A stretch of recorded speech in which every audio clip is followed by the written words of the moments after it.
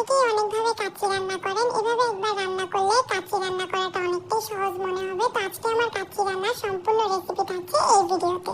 এখানে আমি 3 কেজি গরুর মাংস নিয়েছি আর মাংসগুলোকে এরকম বড় বড় সাইজের করে কেটে নিয়েছি। সাধারণত কাচ্চিতে বড় সাইজের মাংস দিতে হয় যাতে দেখতে অনেকটা ভালো লাগে।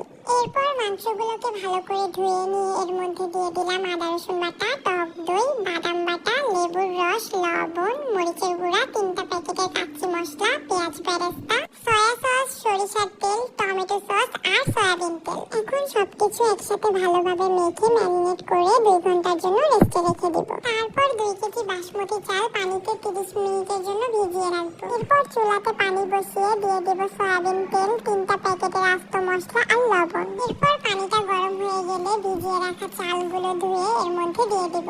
10-15 মিনিটের মধ্যে চালগুলো হালকা ফুটে গেছে। এখন চালনের মধ্যে পানিটা ছেঁকে নেব। 2 ঘন্টা পর মাংসগুলো চুলায় বসিয়ে দিয়েছি কষানোর জন্য আর সাথে দিয়ে দিলাম হাফ লিটার লিকুইড দুধ। তারপর আলুগুলোকে বড় করে কেটে নিয়েছি। লবণ আর জর্দা রং দিয়ে ভালোভাবে মেখে আলুগুলোকে ভেজে নেব।